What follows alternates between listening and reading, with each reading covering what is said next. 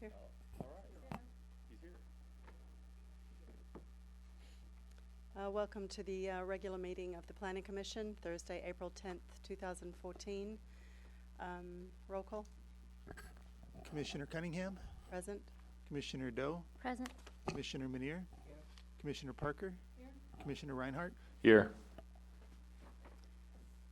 Adoption of the agenda. Does anyone have any changes? No. I move to adopt the agenda. A second. All in favor? Aye. Aye. Okay, item D on our agenda this evening is oral communications.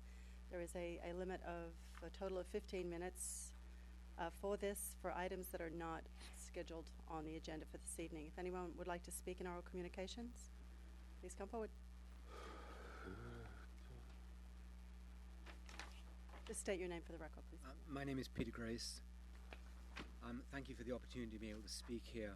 If one of the Planning Commission's role is to maintain the quality of life in Brisbane, I'd like to bring your attention to something that's going on at the moment that is detrimental to the quality of life, and that we have the opportunity to do something about it. One of the constants in Brisbane is that flights from SFO pass directly over our city. The Federal Aeronautical Administration, the FAA, has just published a report on optimizing the airspace over the Bay Area. They've looked at flight paths for both departures and arrivals at SFO. They have modelled the current flight paths over a year period. We have until April 24th to comment. There are two local public hearings. One on Thursday, April 17th in the San Mateo County Library, Public Library, at 555 West 3rd Street, between 4 and 7 p.m. The second one is on Friday, April 18th. I'm at the San Francisco Federal Building at 97th Street in San Francisco. This all sounds so reasonable until I say that every single plane that we see over Brisbane is the result of a controller in Sacramento deciding to instruct the pilot to turn early from the published procedure. Yes, 100% of the planes. The published procedure is to fly further north and then turn, which takes the planes to the west of Brisbane, or to the north and west of Brisbane. Noise has consciously been moved to Brisbane. How bad is it? 34% of all SFO departures start off following the published procedure. In 2003, it was 13%. There are now over 200 planes turning left between San Bruno Mountain and the southern part of San Francisco every day. In 2003, it was 60 planes. Noise has been shifted to Brisbane. This affects our quality of life. What can we do? There are three things we can do. One is come to the public meetings which I've described and ask why the planes are being turned early. Secondly, ask the City of Brisbane to post the FAA meetings and link to the FAA report and highlight on the front page of their the city web page. Third one is comment on the report. To be honest, there's a lot more you can do. I've posted to the Residents of Brisbane Facebook page and to BrisNet. Please read and do not allow an outside agency to reduce the quality of our city without a fight. Many thanks for your time. Thank you. Thank you. Thank you. Can Any we questions? ask, can I suggest something? Certainly. Okay, this matter has been going on for a very long time, as you know. And there is a city council member who's assigned to this committee that works with FAA. And I think it will be really helpful if you contact the city council and find out who that particular council member is. And he should be made aware, because when at the point where they were deciding the flight path and all that for the Bay Area, Brisbane did not agree with that, as they were offering, I guess, triple or double pane windows to everyone, and City of San Bruno and others accepted that, but Brisbane didn't. As a result, they come up with a plan that they will have a specific path so they can avoid Brisbane. Now, that agreement, as far to my knowledge, is still in place. And if this particular report you're talking about is going against that particular that agreement, then I think that city council member should be notified, and he should take the lead in terms of coming up with the comments for or against that, whatever the recommendation they are making. So it will be really helpful if you can go to next city council meeting and also find out who is the person in charge among the city council member that can speak the concerns that you have in front of the FAA board. No, thank you for your comments. There are several things. The person who's in charge on the noise issue is Cliff Lentz, Yes. who's a council member. He's also chairman of the round table, the SFO round table. And I'm speaking with him. I've tried several times to speak with him in the last couple of days, and he's at the moment in Southern California. I intend to try and speak with him at 8 o'clock tomorrow morning about this issue. We've spoken many times. What's different now is that we now have graphical representation of where the flights actually fly. Before, we did not have graphical representation produced by the SFO Noise Office about what was really happening. What is really happening at the moment is there's a point agreed in the bay. The procedure is to fly 4 miles out, gain 1,900 feet, and then turn. This is the standard instrument departure. What is happening at the moment, and has been for many years, and we've been unable to prove this was until recently, is that the FAA has changed. The controllers up in Sacramento are telling the pilots, get to 1,900 feet or however many feet and turn left. They're not following the procedures. The result is that over 60% of the flights that take off the runways into the bay Yeah. are turned early. Yeah, I noticed that. This is a major safety issue. Yeah. This is an issue for the quality of life of Brisbane and needs to be brought to the Planning Commission and everybody else. It's a major issue. The challenge is that we have lacked the metrics to do anything about it and highlight the problem. Before, what is happening is the FAA or the San Francisco Noise Office has said, "Oh, it's conflicts with flights from Oakland on takeoff." I agree with you that is part of the issue, but it's not 60% of the time. You know, there's a magician's cloak going on, and things are going behind it that aren't really fair. Yeah. And I will speak again with Cliff tomorrow morning. I've spoken to the city council about this, and I'm bringing the issue to the planning commission, because it is an issue of quality of life, which is one of the reasons that I believe you are here. It's not the complete reason, Right. but certainly noise is an issue in Brisbane. It It affects certainly is. quality of life. And I think that one of the, I think, was it your husband or somebody did this study about this whole noise patterns, and I think when Sappy Richardson was, the council member for representing the Brisbane, and I don't recall the name of the person who had the complete data, and he analyzed that. And I don't know the name. Do you guys know anything about that? I think there was, as I remember, in one of the meetings, he presented that data to us, and it was fairly detailed analysis that that person did. Is this Jubilee in the last couple of years? Yes. I was part of that group. Yeah, I was part of the you group. probably know. I was the one sitting at the back, but I was part of the people that had analysed and produced the information. We know this is an ongoing problem, but it's only recently we've actually had the metrics that allow us to show that over 60% of the flights are being turned early, Yeah. to the detriment of Brisbane's quality of life. And my concern is that the formalisation of the process of the flight pass at the moment, they've studied a year's paths, and they're saying, oh well, this is what we can take. So we're formalising something that is not fair and unreasonable at the moment. The round table's approach is no noise shifting. They're not looking at the fact that there's been an increase in number of flights off these runways, and the flights are turning left early. No one is protecting Brisbane. The function of the round table, as far as I can see, is to put influence on the airport. Once the planes are 25 foot off the runway, they're passed over to the FAA controllers in Sacramento. When they were before the responsibility was moved up to Sacramento, it was done locally, and we could talk locally with people and could understand what the problem was. At the moment, it's somebody who's being evaluated on other things, and there's no metric at the moment to look at the turning left or the noise effects on Brisbane. One more suggestion I'll make is talk to the city attorney also. He can look at it, the the agreement that was made among all the parties, and if FAA is really violating that or not, that will be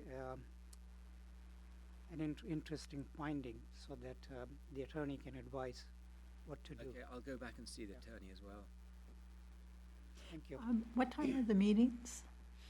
17th and 17th and 18th. The 18th. 17th. No, what time? The 17th one is between 4 and 7 p.m. Uh-huh. And that's the one at the San Mateo Public Library at 55 West 3rd Street. And the other one, the following day on Friday, April the 18th, is at the San Francisco Federal Building at 97th Street. And unfortunately, I forgot, I haven't written down the time. I think it's 12 to 2, but I can correct that and send that to you. How would I send it to the Planning Commission? Through the planning Through the department. planning Okay. department. Okay, thanks a lot. Yep. Thank you very much.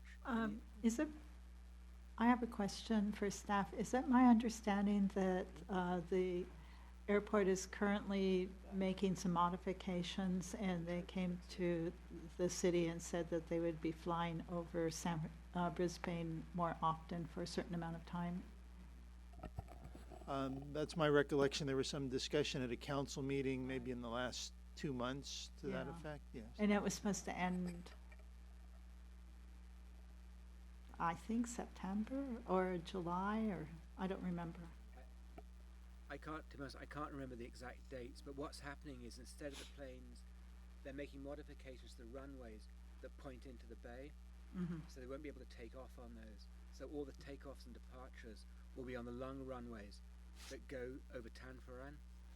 And so for the short haul flights, which are the ones that are currently affecting Brisbane, they will take off and then turn as quick as they can, trying to maintain east of 101. There are specific failures that we're aware of where they shoot over the mountain and wake us up. But the airport is trying to move the planes and keep them to the east of 101 All right, with varying degrees of success. yeah, Because it's the pilots right, that are actually flying at that point. right. Well, great, thank you very much. Well, thank you very much. Thank you. Thank you. John, who would Peter have to speak to get those dates posted on our website? Is it possible? Okay, thank you. Does anybody else wish to speak on anything that is not on tonight's agenda? I see nobody, so we shall close oral communication. And on written communications, I think before me, I have a letter from Hart and the Bay Area Monitor. That's the only piece of written communication I have. Anybody have anything different? No, no. We don't have the Bay Area Monitor, but we do have this. Hart.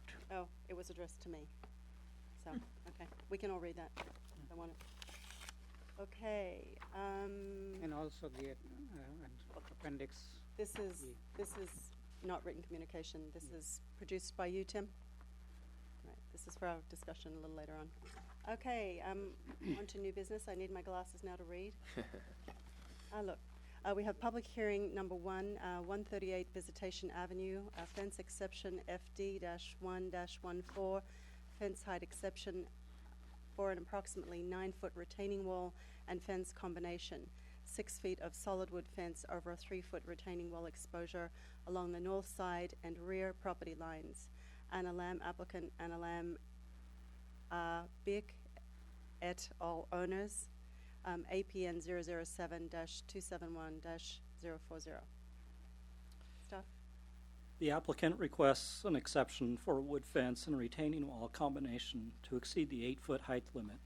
That's within the rear and north side setbacks at 138 Visitation Avenue. This would include an approximately 3-foot wall exposure with a 6-foot solid wood fence on top of it. The city's fence ordinance allows for up to 8-foot high fences in the side and rear yards, with the upper 2 feet being constructed of lattice. Also, when a fence is located within 2 feet of a retaining wall, the fence and wall height are taken together. Exceptions to this may be approved by the Planning Commission. In this case, the applicant already constructed the retaining wall and fence during the construction of their new home, which is now close to completion. The combined fence and wall are just under 9 feet in height, so it is over the 8-foot height limit, and the top 2 feet does not have lattice. In addition to the required planning commission approval to allow for the fence and wall combination, the building department has indicated that a building permit will be required, and at least a portion of the fence and wall will need to be reconstructed to meet the state building code requirements. It is up to the planning commission's discretion whether the fence will be of the same essential design as existing. Since the applicant has indicated that they would like to reconstruct it to the same basic configuration, the existing fence provides a point of reference in the planning commission's deliberations.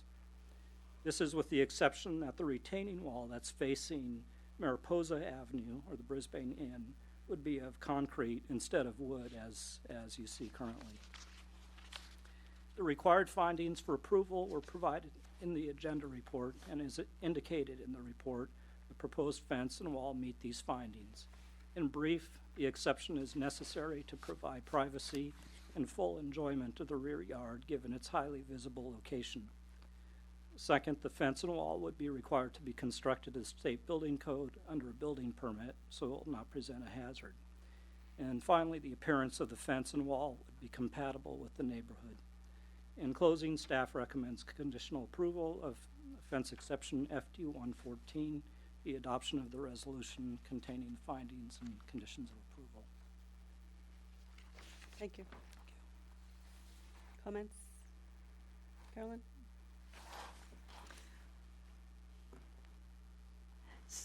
When the application for the building was submitted, then there was no discussion of a fence at all? Or, oh, I see, the chain link fence was there. There And they was were a- going to continue with the chain link fence? That is correct, and I believe that was, at that time, the desire of the applicant to retain that.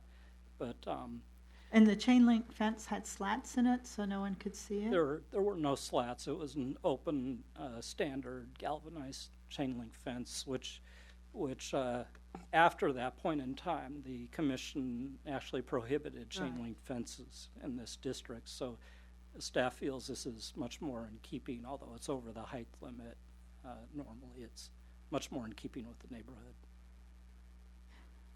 And it's much more in keeping with the neighborhood and, In terms of its aesthetic, and also it provides the privacy to the residents in their backyard. and the one thing I didn't understand was the concrete. What part of the concrete are they going, I'm confused about the concrete. So a portion of the wall has been it's all wood currently. And Oh, I a see. portion of that has been constructed with materials that the building department is indicated cannot stay. It's not pressure treated, so it would rot away in no time at all. So at least that portion would have to be reconstructed anyway.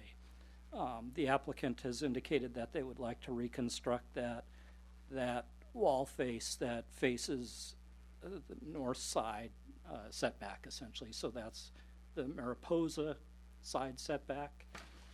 I could pull an image up here if that is of help.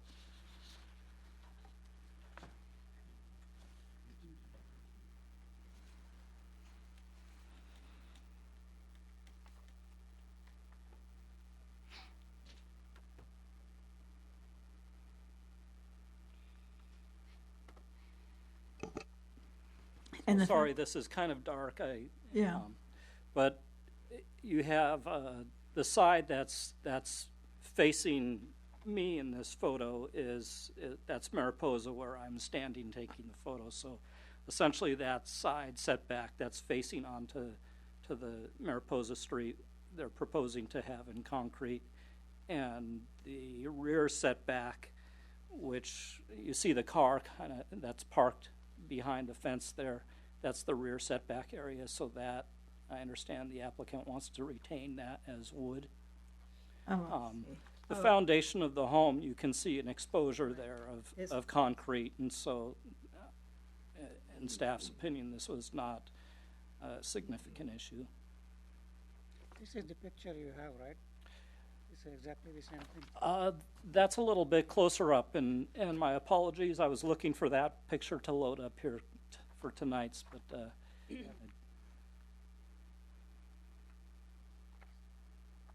similar vantage. Now, this one here at the bottom is, what is this thing here? So that is actually the wood, that's It's next, regular plywood, right? I'm not sure. It appears to be, I didn't study it too closely. This one here. So that's the one they want to be replaced with material. Correct. Dave, do you have any questions? I guess my only question was, this fence was built,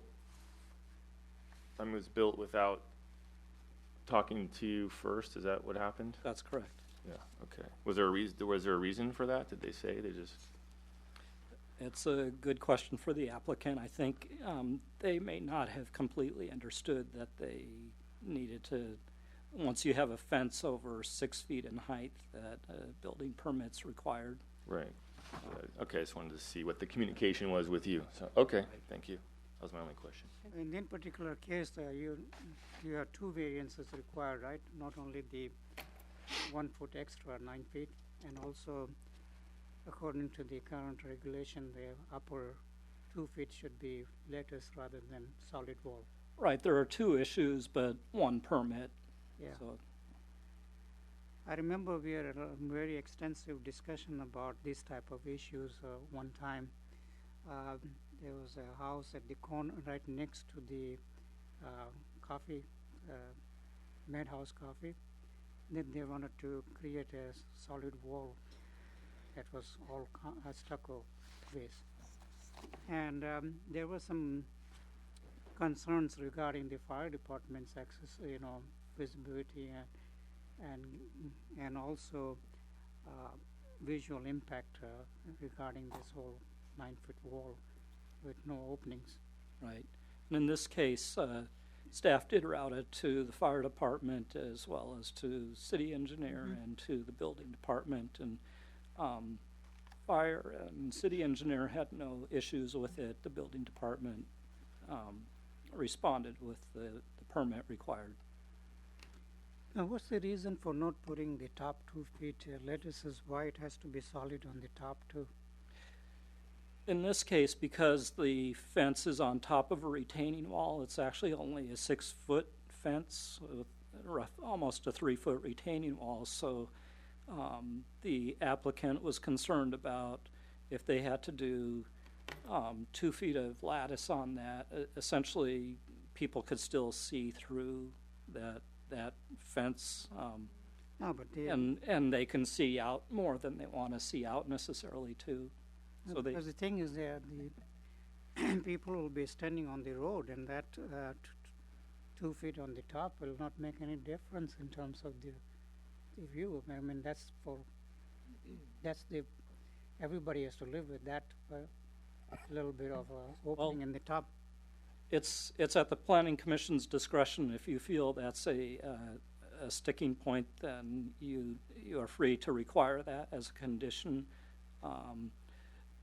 And As I looked at it, it seemed that the scale of the fence, if you broke it up, you'd end up with 2 feet of lattice and then a 4-foot fence under it, followed by a roughly 3-foot wall, and it seemed like more division of that expanse than need be, but it's really up to the commission's discretion. did anybody in the neighborhood objected to this, or? I have heard no concerns raised, but if there are any here, I'm sure they'll come forward. Okay. We call the applicant, please.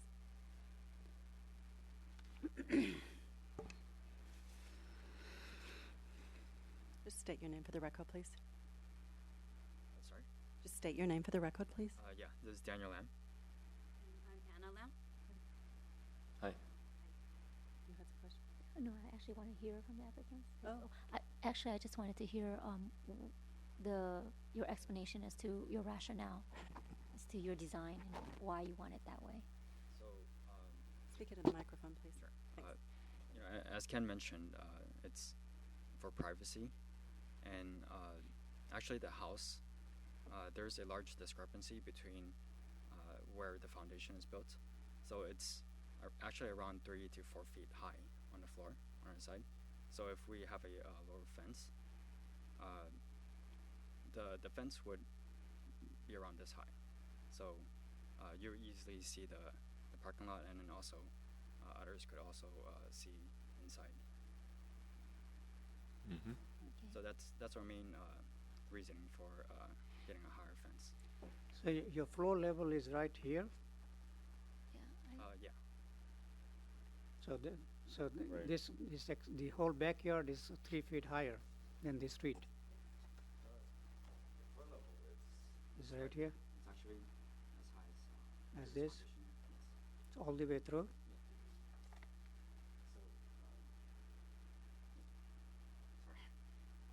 Since the floor level is here, and if Yeah, I can understand that. It's surprising why they had put such a high. Yeah. So Well, the reason is because like can move You can move it. like Yeah, you that. can. yeah, so the reason is because we're actually on a slanted hill, so that's why the elevation is actually the level Yeah. that is based among like the next neighboring house and stuff. So that's why the level is a little bit higher, and that's how it's being drawn and engineered. Mm-hmm. Okay.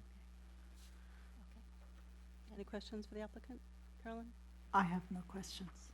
I had a question, just simply, what happened with, or why did you build the fence first? Did you understand the ordinance, or what happened there? So as Ken mentioned, there's a metal fence prior Right. that needed to be removed for the digging work and the laying of the foundation. After that's done, I believe in the building plans that were approved, there were no fence there. But at the time, it didn't really make any sense for us to not have a fence. We didn't realize that building a fence on the existing property, which we have been approved to put a house, needs a separate permit. So that's what happened. Okay. So honest mistake. Yeah. But you can see it does pay, because now, if you did check, then you wouldn't have to pay twice for the. Right. Yeah. Okay. All right. Thank you. Raju, any comment? No. I have a question for you. Did you, by any chance, look into any other materials to use on this fence that might give you more sound privacy, because you're right next to the Brisbane Inn? I was just thinking of it. If it was my property, I would want something as soundproof as I possibly could. Just thought. Well, I mean, cost is also a factor for us. Okay. But we haven't looked into anything else that might provide us more soundproofness. Yeah, I don't know if it's possible. You might want to talk to the planning department about that, Okay. because that can get pretty noisy in that parking lot. Right. So, I mean, if it were my place, I would be thinking about that. Yeah, I think the whole reason that we have a fence over there is because it's a public parking where the bar is, and so Mhm. they park there. So every night we can actually kind of hear that, and so that's why we want the privacy to have the fence up that high. So. And of concrete. But that's a good point, because there might be more absorbing material or type of concrete. I don't know. That might be better for sound, because if it carries over the wall and then bounces back, It's just a thought. So there might be more, sound absorbing material. So you should check it out. Anybody know anything about that? I have a question for staff. We're talking about concrete walls. Is there any, I don't remember the ordinances talking about the materials. I think there are some constraints regarding the material also, as I recall, because anybody can start building the block walls, which made out of concrete blocks, and I think we had a long discussion about that regarding the material. Right. In there. The fence ordinance addresses, Wood or it actually is entitled fences, hedges, walls, and with regards to the residential neighborhood, it really doesn't specify, as I recall, in terms of if you have a, well, you can do 6-foot fence or 6-foot wall, but when you get over 6 feet, then it talks about the lattice material, which is implying a wood fence. I would suppose that a more robust concrete wall of this height to give that more sound insulation would be probably cost prohibitive, but I think the lattice at the top versus a solid fence at the top will help in terms of having that solid fence versus lattice. To you know, at the height of your head, you've got still a closed structure versus the open lattice structure. So. Okay. The one material that I've seen being used is if you drive on Two Sisters City Boulevard, on the left-hand side, they created this fence. You know what I'm talking about? When you go to Two Sisters City Boulevard, we turn right instead of going Oyster Point to the left. We turn right. It says Two Sisters City Boulevard. Right. Along the side, left-hand side, they put the fencing, and it's made out of like a concrete structure, but it's not solid concrete. It's a very, very interesting design, and I don't know how much it cost or anything, but there was a concern regarding the solid concrete wall over there, so they come up with this alternate design, and next time when you have a chance, you take a look at that. That was a retaining wall, though, wasn't it? No, it's an not a actual- retaining wall. Oh, It's okay. a fence. Might be worth a look. Okay. Any other questions, of the applicant? I have no questions. No? Thank you. Thank you. Thank you. Right. Comments? Open the public hearings. Anybody? Is there anybody in the public who we'll open the public hearing for this project. Anybody like to speak on this project? I see no hands, so we will close the public hearing. What is your pleasure? Well, just a point of order, a motion and You second. to make a closing. motion to close the public hearing. So I make a motion to close the public hearing. Thank you. I'll I s- second that. Oh, All in favor? All right. Aye. I, Okay, based on my observation here, I think the applicant has no choice but to have the high rail like that, because it bottom 3 feet is already as surface of the ground. So I'd say that we should go ahead and approve this. Carolyn? I also agree. I think this should be approved. Okay, who would like to make a motion? I make a motion to approve the fence exception FD 1-14 for the staff memorandum via adoption of resolution FD 1-114. A second? A second? All in favor? Aye. Thank you.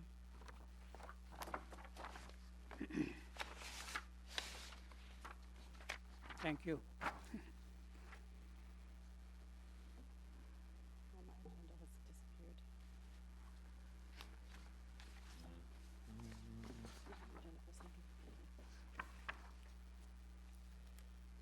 Workshop. Next, item G, workshop. Tim? No? John? This is Oh, actually me. Yes, it is. Yes, on 5,000 and 7,000 Marina Boulevard. Westport Capital Partners has expressed interest in making modifications to the exterior of the 2 vacant office buildings located along the north shore of Sierra Point. This is at 5,000, 7,000 Marina. Westport Capital has requested this workshop to obtain feedback from the Planning Commission on their preliminary proposed modifications. Please note that at this time there is no design permit application before the Commission, but rather they are seeking the Commission's general impressions on these preliminary proposals for these 2 buildings. As shown in their presentation materials, which will follow shortly here, the modifications to 5,000 Marina Boulevard would be relatively minor, while the modifications to 7,000 Marina represent more substantial changes. 5,000 Marina Boulevard is a 3-story office building that was constructed in 2002. It includes a call wall clad bay which faces the San Francisco Bay to the north. The proposal would reskin the bay with a new glass curtain wall to expand the views from the building interior. The entry sequence to the building would also be updated. The 7000 Marina Boulevard building is a 5-story office building and constructed in 1986. It includes cantilevered window and metal panel systems on the south sides facing Marina Boulevard. Westport Capital has proposed to modernize the southern facades by replacing the cantilevered window systems with flat ribbon glass. This would be similar to the ribbon glass systems on other buildings within Sierra Point with a flattened wall appearance. The existing cylindrical lobby would also be replaced with glass curtain walls and new decorative paneling. Unless there are questions for staff, I'll turn it over to Westport Capital to present their proposal in some detail. Any questions for staff? My understanding is that the 7000 Marina Boulevard building had a lot of leakage in the windows. Do you know much about that? I do not specifically. Okay. Westport Capital may know, but I would imagine that kind of a cantilevered structure might be prone to that. Any other questions for staff? Not for staff. Okay. Would you like to come forward? No.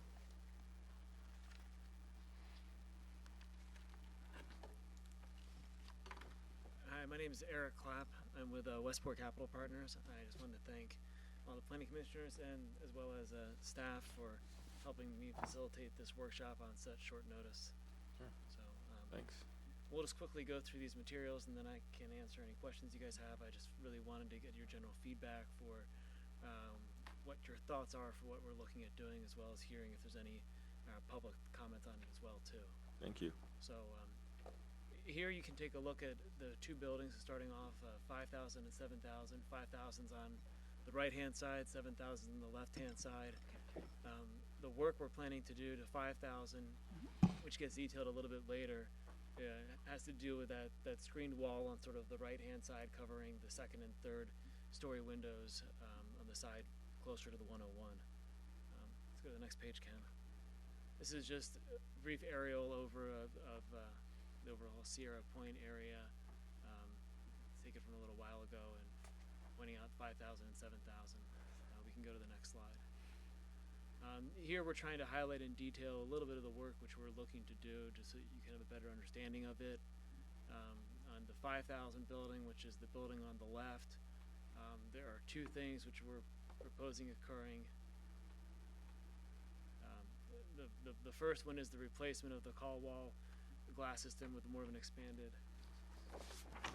Okay, it's working. The first, which is highlighted in the top area there, is the removal of the existing call wall, replacing it with a new glazing, which will sort of expand the window line and give a better presence from inside the building. It currently doesn't let much light in the way that it's structured. The second down there is adding a little bit of an extended mat slab, because if you've been to that building, there's been some settlement. Obviously, this is all built on the Sierra Point landfill, and there's slabs underneath the buildings, but it doesn't extend out into the parking lot. So we would look to extend the slab out so we could have an ADA compliant ramp, which we would need to have to receive our building permits. On the building on the right, the 7,000 Marina building, what we're looking to do there is to address a couple of things. One of them is the building has suffered significant leakage and water coming into it, given the way that it's structured on the outside, and so we would reglaze the building and have it be more of a straight line, as well as and we'll see it in the next pictures, the way that the building currently is structured, the glass line's pretty narrow, and so you don't get a very, on the side facing the parking lots, you don't get very good natural light coming in, and by having it be more of a straight wall with a little bit of an expanded glass line, it should, I think, help make it be more of an inviting building. And then on the lobby area there, we'll see that we'll go through that. We're looking at popping that out a little bit more and using some steel and wood elements, especially the wood, to pull into the tones of the nature of the earth. And I think actually that ties in well with some of the design guidelines of the area. So This is just a picture of the 5,000 building, kind of showing a little more detail. What we're looking to try to do to try to put in the new glazing, which would just have the glass line go the whole way across and be a little more consistent with the way the building is on the other sides, as well as in the bottom part showing the new slab entry. This was just a drawing we put together, sort of showing the expanded sort of area in front of the lobby, where the slab would be extended to, where there'd be some stairs heading down to the parking lot, as well as a ramp. And we're looking at also putting some potted plants and different things along those lines to tie in with the beautiful trees in the area, and have some seating areas for people to enjoy outside as well too. And then this was a picture of the existing sort of condition, and with just sort of the pockets of the windows popping out. And here's sort of roughly sort of superimposed what we're proposing doing, which is really just expanding it a little bit more. Could you show the first picture again? Yeah. And so these areas that have the crisscross, what are those? It's a panelized system on top of it, and so you can see through it, but you can't really, you can only see through it, and then that it's darker when you're inside the building, and there's just pockets where the glasses are. So the darker areas are just a clear normal glass, and the other areas it's more of an it was just a design that was put in there at the time to I think it's more to have the view from maybe the outside a little bit, but I think it makes it very difficult. It doesn't make it as inviting from the inside of the space. It doesn't create the environment that we would want to be able to offer to people to come move and create new jobs in Brisbane and bring people to the area. Mm-hmm.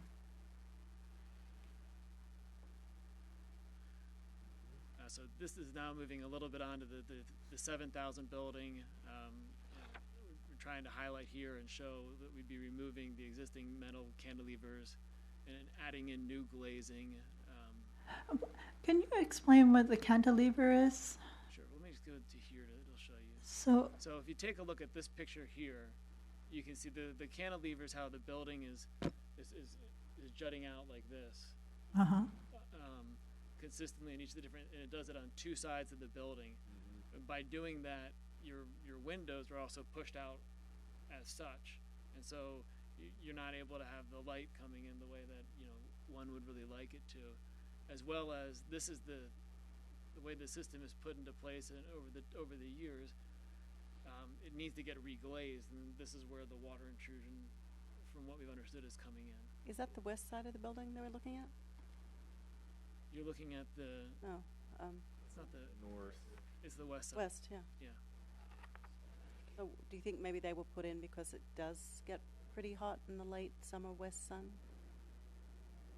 I've not seen this exact sort of design system on many other buildings, regardless of which way they're facing. And so it may have been a consideration, but I don't think it's a requirement at all. And if you look at the buildings on the other side of the parking lot, they don't have anything of that nature. And if anything, it may require slightly higher HVAC requirements, but that wouldn't be a problem. Can I ask a question for the staff? Is that all right with the chair? Sure.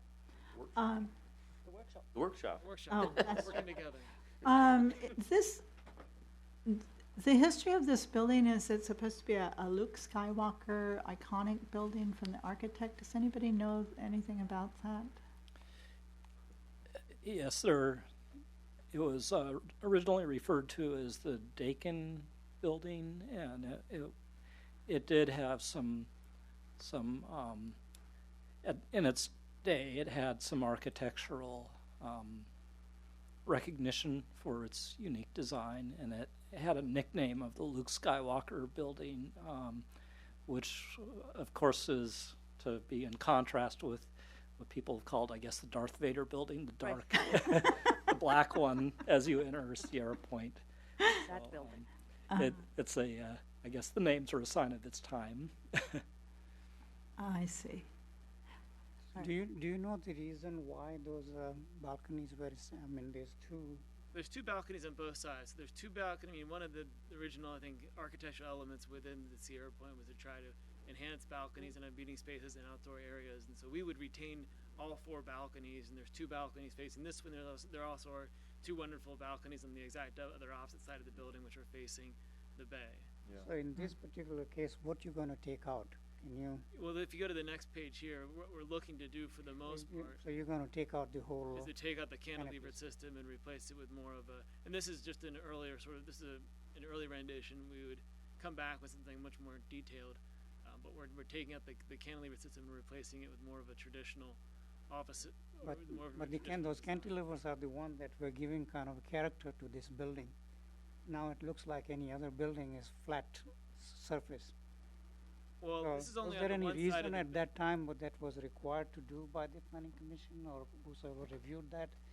Because if you look at this, it This looks like, building went up before these yeah, new procedures came in. The new procedures would not have allowed the cantilevers that we have on the books now. yeah, but you The know, building still is significant.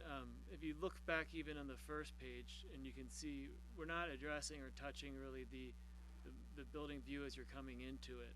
And I think the larger atrium as you're viewing in, and this is the side of the building which has a longer presence as you're making the drive from the Candlestick Park area down to Brisbane.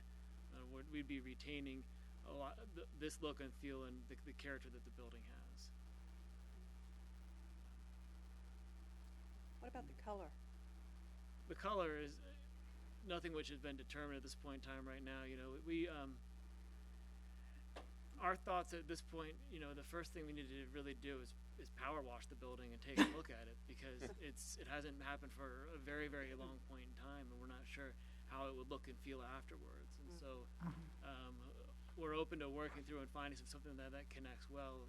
I think we've got a little bit of grayer color on the slide here, but it's nothing which has been confirmed at this point in time. It's more important to us, I think, to try to create this lobby, which ideally has this new steel and lattice wood canopy to try to connect it in with the earth around it, and as well as to do the treatments to the other 2 sides of the buildings. We think that's what's most important to do. I have a question that's construction kind of a question. As there has been a lot of settling out at Sierra Point around all of the buildings out there, and I know there is the bridge requirement because of that. What happens, this might be a question for you or for Saf, I'm not sure, what happens when the settling continues, as it probably will?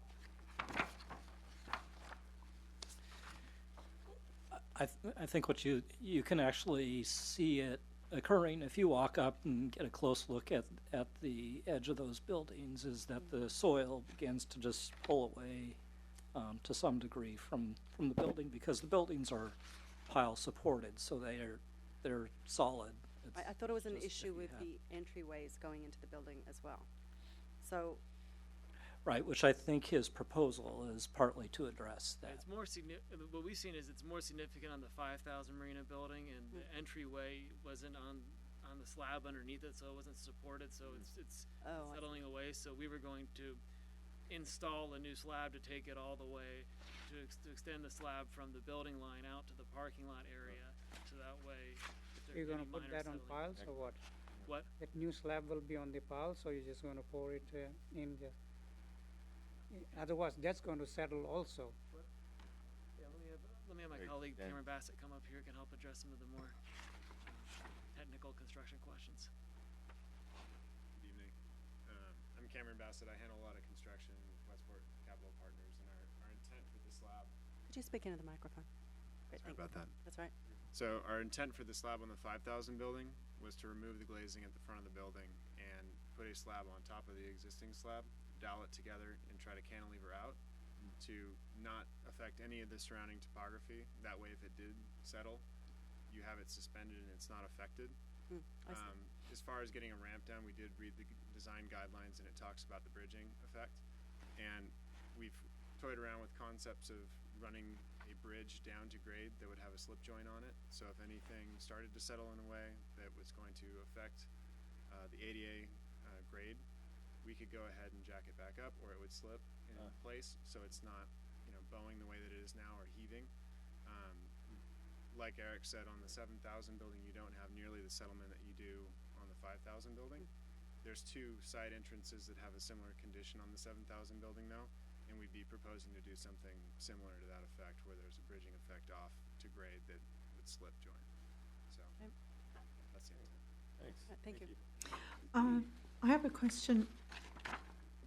In the second picture, are you going to keep that sort of a curvature at the top, or are you going to, it looks like it's going to become a rectangle You talking about this one, Carolyn? for the 7,000 Marina? Are you talking about the screening? The top, yes. At the top, there's kind of a curve.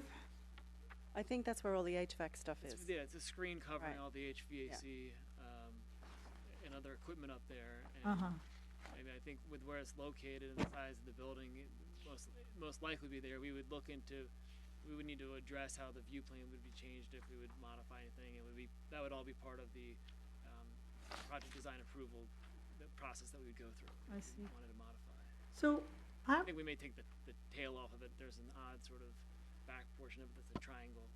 oh, You can't really see it from the side. Mm-hmm. so I have a question. I assume these do not have any LEED standards. With the new siding and the window siding, would that address some of the, I can't even think of the words, somehow to make it more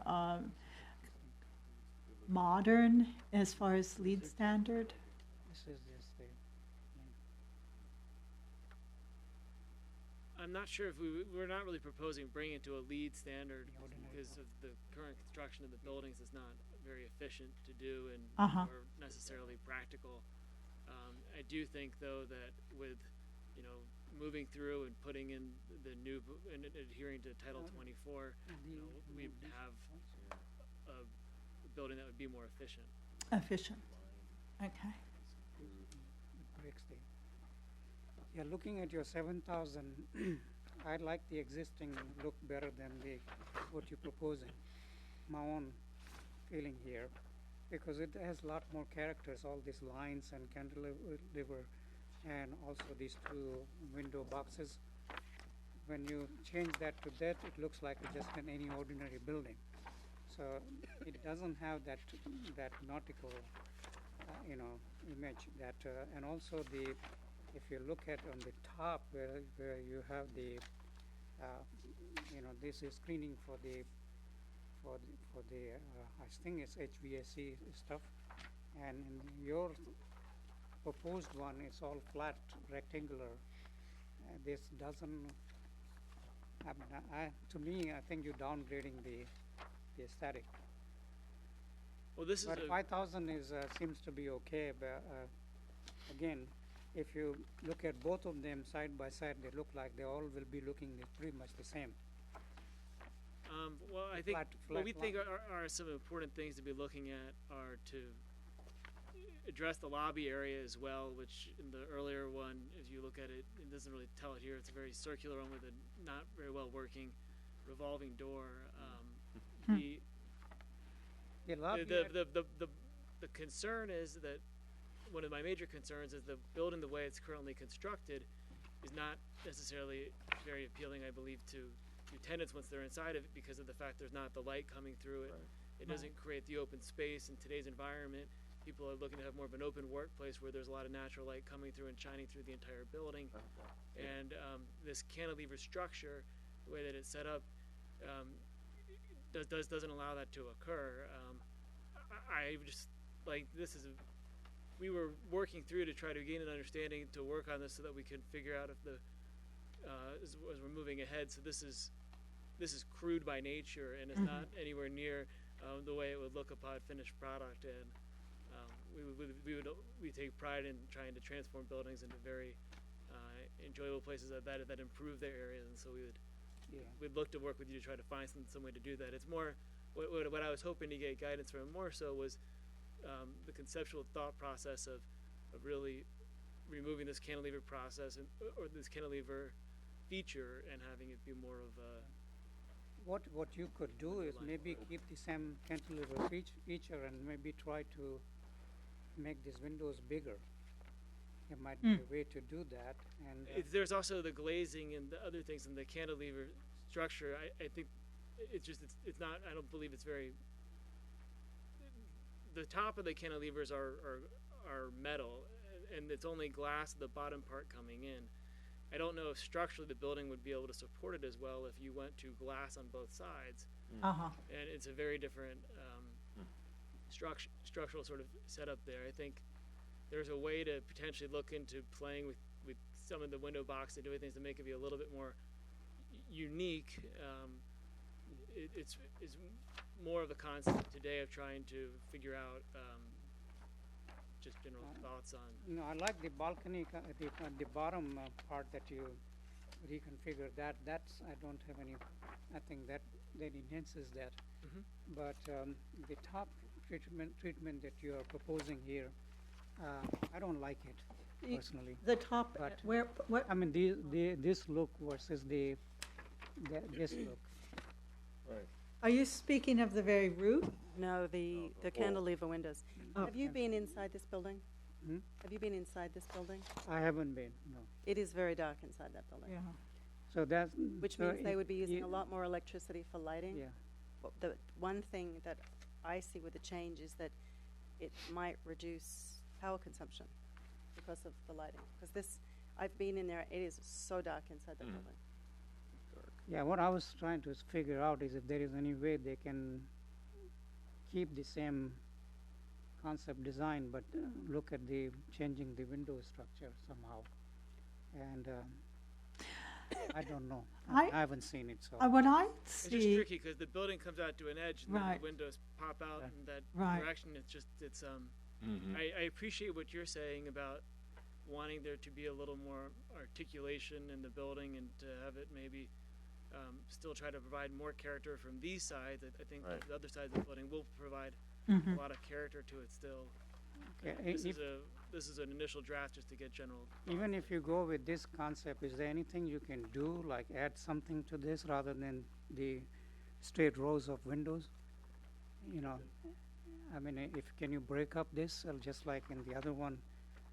These cantilevers did break it up so that it doesn't look like a flat. Like right now, seems to be the concept everybody is trying to follow. Trend. But it's a trend, sort of. But I think the uniqueness was this here, and if you can play with this a little bit and see what you can, just rather have a plain look like that. If you can do some articulation, like I think we can try to come up with something to try to make it be a little bit more unique. It's going to be difficult, I think, to go into the cantilevered structure system once you, or to partially do that. I think I think there's a way to maybe still do something different with the building, to whether it's through some maybe some screenings kind or of different trimming or things. something, Yeah. Somewhat. some kind of a trimming, edging or something. Mhm. That may be Didn't possible. you have a view of this building from the north? Well, the north is on the other side. I don't have that on me right now. What we have are this view and the bay view, which was in the first page from what I brought with me today. right. Right. Right, so when we look at the building, that's the photo I was thinking of. Yeah. See, that's where, there's lots of stuff going on there. Yeah, and it's more angles, shapes. Yeah.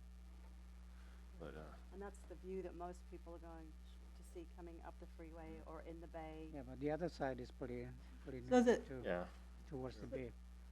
Yeah, that wasn't the bay side, that was the, This one West side. here. You know what, I have absolutely no sense of direction. So this one on the left is the 7,000? The one on the left, the 7,000, and this is the view as you're Okay. heading sort of south on the 101, All right.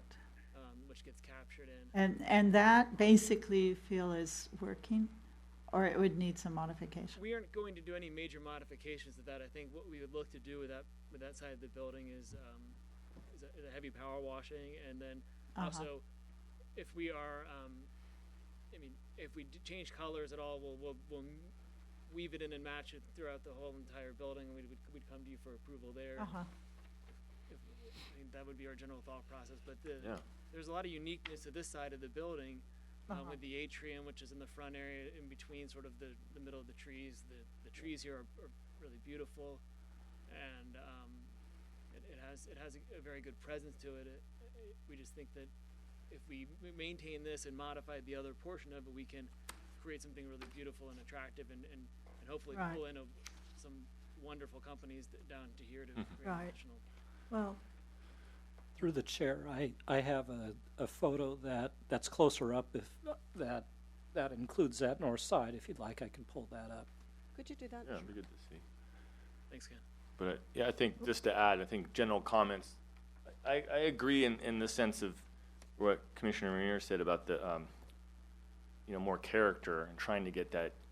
It's just like you look at San Francisco buildings, the houses, the Victorians, they strip them down, then the cycle comes back, and then, they're restored, and, the ones that aren't restored look terrible. There's the flat surfaces, and Yeah, this and is the, pretty the much trends with the building are, what you said. I mean, it's they get kind of, they're so, what's the word I'm looking for? Same. Yeah, well, they're just very plain and kind of, like a glass box, and pretty much like. yeah, and I know there's trends, that we're all following when we're looking. I mean, I'm not a designer, an architect, or a builder even, but, I think the color, is maybe a tint of color. When you look at that, is something, a general comment I would make is like, I would like to see. I run down in the marina a lot, and all those buildings, there's a reflective nature that's not that appealing anymore. Maybe that was before. Maybe it's not as bright because when you power wash it, there's a lot more, the brightness comes out. But I'm always looking at, is there a way to add just a tinge of color, to these, or maybe trim light precast or some kind of, something you could do to the surface. I do like the modern look. I mean, the ribbon strips and all that. But I'm always reminded of when I'm in San Francisco specifically too, just how sad it is when the character is stripped out, and not to say that I really like this cantilever structure because it is dark as a cave, It's really dark. it really. and it needs to be updated for all the reasons you said, the people's expectations and to get them in there, and I think the landscaping, is definitely going to help too. But how can you really bridge landscaping to the architecture? You know what I mean? Because you got some of it, the reflective nature of the glass brings in, what's landscaped. But then them being so high and the sun so bright, it sometimes is not that soothing, to look at these buildings on a regular basis. So my general comment is I would definitely be interested in looking at some color options that are, and some kind of treatment to the, that could be added. Yeah. That's maybe low cost, like, to trimmings of some sort. I'm looking at this, and on this side, it looks like there's these balconies that come out. Is it possible to, instead of with the cantilever is not working at all, as we understand, Which page, Caroline? I think it's what's on the screen. what's on the screen? Behind you. Is it possible that there could be something like another balcony on the other side to kind of reflect the cantilever look? Well, the balconies are existing, and we're proposing retaining. Yeah. On the one side, yeah. No, they're on two sides. And Oh, there's- on the there's- both sides. There's balconies on this side, which are facing sort of Both. just over by the marina. Right. And there's balconies on the other side, like on the exact other opposite side. And there's balconies on the 5th floor and on the 3rd floor. And I don't think we can add one on the floor above there from a structural standpoint, but it's wonderful that there are all of these balconies on the building. And but I hear the points that people are making about what we presented, and I do think there's a way to introduce color and hopefully some sort of different elements to get you more excited about the rejuvenation of the 7,000 building. Yeah. Well, we certainly want And it. it could be subtle, the- just, but Well, Can you do the glazing on top of the cantilever? Can you put a set of windows on the top there? Just like a, I don't believe it's as feasible from a structural standpoint, from a glazing standpoint, and it's also just when you're inside the building, having that cantilevered exterior is it doesn't allow the light to come in as quickly, and it just No, but creates some it's on the awkwardness top, even, then it's even like- from like the bathrooms, because there's no place to hang the mirrors, and so they're just kind of suspended, and it has a very it would benefit from some of the amenities and making the interior of it to allow the exterior to be modernized. I think there's ways to work things around, but I think to really be able to execute the plan, you need to be able to ideally, if it's modifying still somewhere, that's fine, but you need to be able to I was thinking like a skylight effect on the top. You put series of Does the ribbon extend out to a certain? I know I looked on one side, it looked like it did, but how far out does it separate from the the main existing surface? Right, Well, what we were proposing originally was to have the Flush. building more be on a flash on a flash line on these sides. I mean, which is the way it is on the other sides outside of where the atrium is.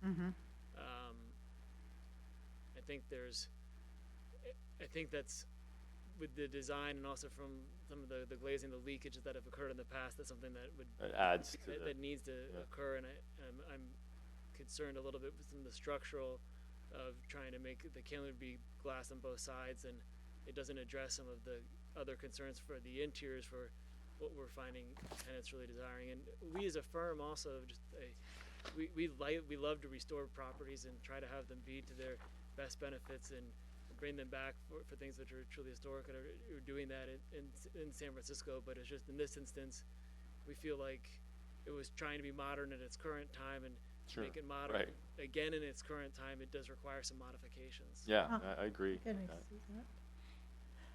Well, that's very exciting that you're going to try to work on this. Good. I love to see this building become. Yeah, it's a great location. I mean, what are these two boxes?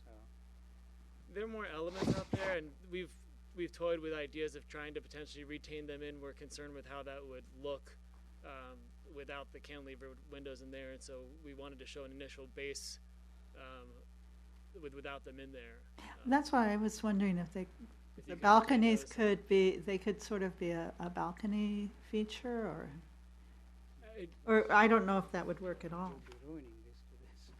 Yeah, without the cantilever, maybe not. It's just a flat Well, it'd be interesting to see what you do. area. yeah. Well, it's Just- the only We're gonna strip. white building out there.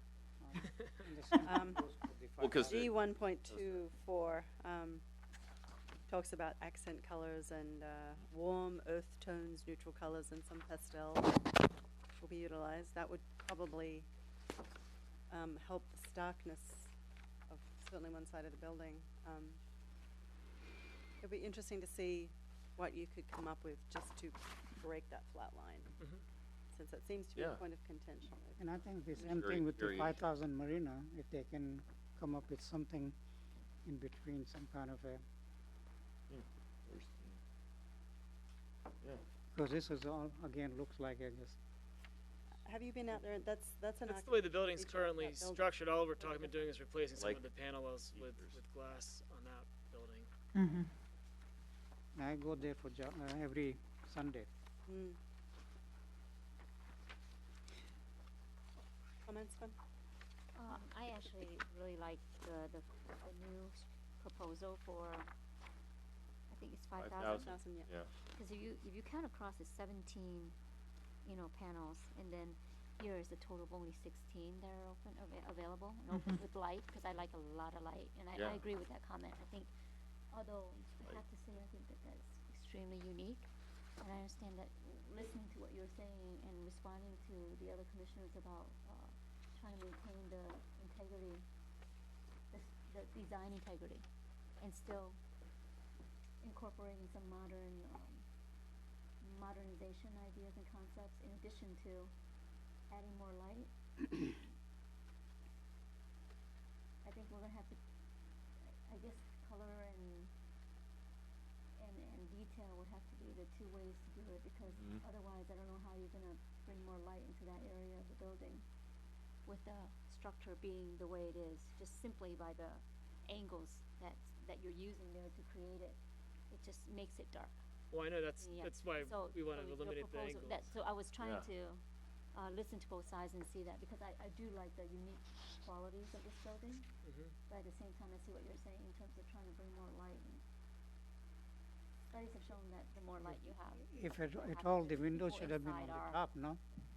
If they were put a solid, where the windows are, there should be a solid wall there, and windows should be on the top surface of the cantilever. with that. Other way around. Well, I'm it concerned wasn't. that that's not really going to be practical from either. No, I'm just saying that that will Multiple bring levels. tons of light. Yeah. Well, you would, yes, but it would, you would get, I believe, even more light if you brought the windows in closer, so that way they were piercing through and not having to have that distance to travel between when they come in, and it was coming in a straight line instead of curving in and bouncing off the other side. I just,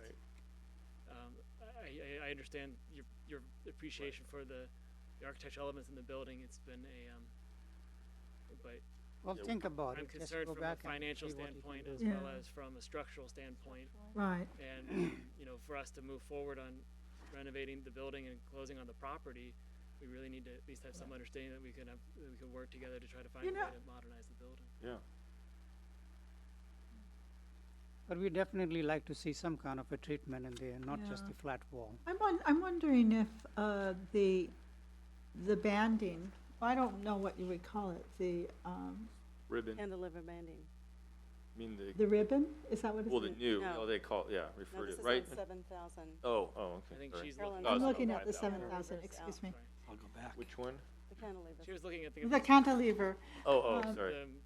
Could some of the effect be obtained by changing around the banding a bit?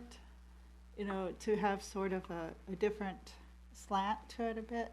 Or is that, I'm not sure, because we're trying to still retain some of the existing panelizing systems of it. We could look into trying to way to do things to not have it look so monotonous. uh-huh, I do think one of the easiest ways to do that, and we weren't sure exactly which colors to use that, would be with color and design and shifting things around, I think. Details, yeah. That'd be Maybe even shifting and replacing every now and then with some of the panels with different, a different type of panel or something along those lines, or different color paint, so it gives more of a Breakup. of a breakup and maybe a Yeah. little bit more Yeah. modern and creative, but still, but not monotonous. And so I appreciate that the last picture does give a feel of probably starting at a low point, but I definitely think we could bring you back something which hopefully is going to excite you all a lot more.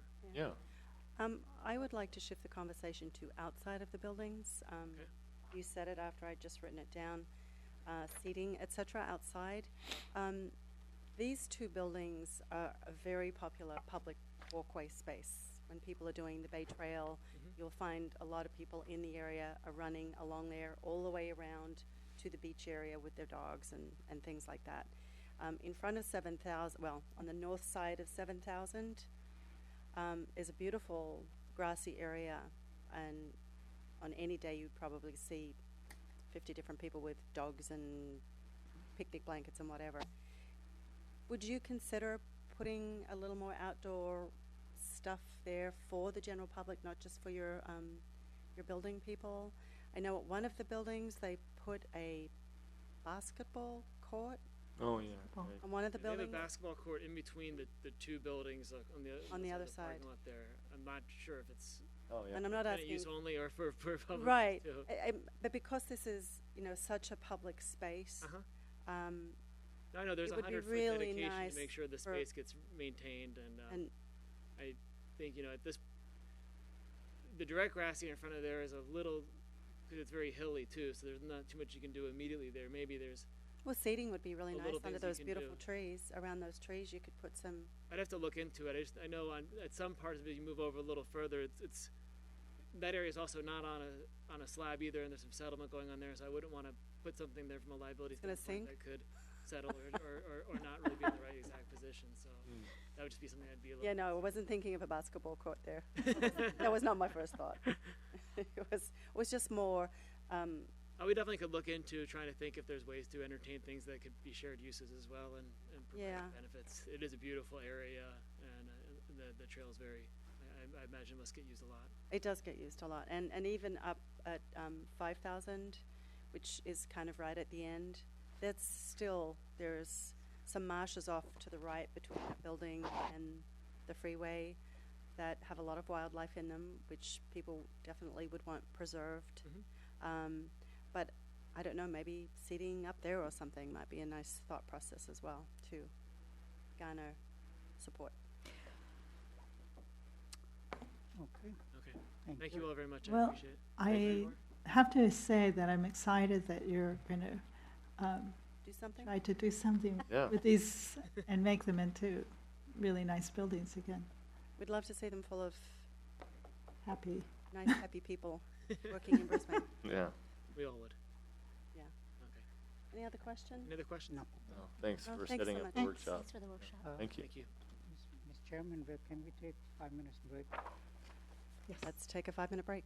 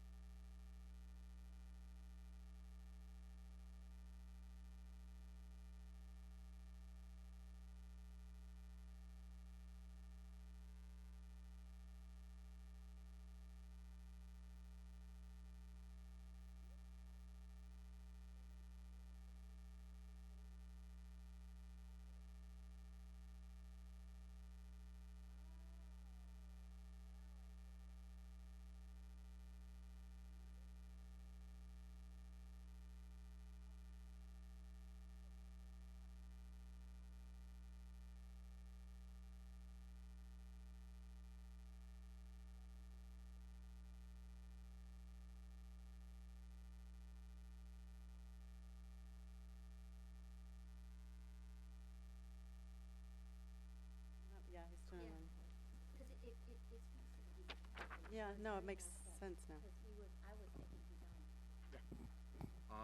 Mitch Bull, President, CEO of the Chamber of Commerce, and also an ex-Sierra Point office person when I ran the Hitachi building from 1989 to 2007. And basically, I have a little bit of history on that particular building. Art Dakin was a stuffed animal manufacturer when they built the building in '86. So, the building is 28 years old. When they built it, the glazing products at the time, other than doing like a cheap film on the windows, you had a tremendous amount of UV light, and it would fade the animals. So when they came up with the design of the building, what they were trying to do was get light into the building, but also keep the shadow, so they wouldn't get as much direct sunlight to fade the animals. Unfortunately, they flipped the property to the good guys, who ultimately went out of business. Then it sat vacant, and then of course Walmart moved in. It has never been a success as an office building because the cantilevers leak like a sieve. They leaked from day one. And yeah, there are things you can do to engineer it like a skylight, but the more pieces of glass, the more seams, the more leakage. And everything at Sierra Point moves. That's one of the big problems with Sierra Point. Everything moves. Even if it's on pilings, it still moves, especially in an earthquake. And when stuff rattles, seams get loose, it leaks. I think hopefully they can do something architecturally to make it, it may not be as iconic as it was when they built it, but I think they can make it interesting. I think they can do from color or shadowing, different panels between the windows. I think there's things they can do, but I think the flat glass ribbon is going to be more energy efficient. It's going to be much better from structurally, but it's going to seal in the cooling. It's going to seal in the heat. It's going to require less HVAC, and I think it may look more boring kind of from the outside compared to this, but I will tell you this didn't work. And modern techniques may be better, but I know why they built it, and I know that it leaked from day one. And it's a very dark building inside. I'm just happy somebody's looking into buying them and putting something in there because they're at great locations. I think both buildings should be really landmarks. That was just my 2 cents. Thanks very much. Thank you. That was a good insight. Thanks a lot. Okay. Okay. You cannot leave the meeting yet. You have to stay the rest of the meeting to hear what the housing element. Oh, good night. Thank you. Thanks so much. Okay, moving on.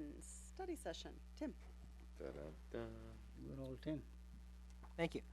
This study session covers Chapter 1, Preparation of the Housing Element, Appendix A, Building Permits Issued from 2007 to 2014, Appendix B, Review of the 2007-2014 Housing Element, and Appendix C, the 2007-2014 Housing Element's Compliance with the Government Code. These portions of the housing element serve as a sort of report card on the previous housing element, addressing the progress made in implementation of its various programs, its effectiveness in reaching the city's housing goals, and its appropriateness of its goals, objectives, and policies in going forward with the housing element update. Besides serving as an introduction to the housing element and documenting the element's public participation process and consistency with the comprehensive airport land use compatibility plan, Chapter 1 includes Table 1, a scorecard on how the numbers played out for the 2007-2014 housing element. Table 2 breaks down these numbers further by specific objective, comparing the earlier projections with actual accomplishments.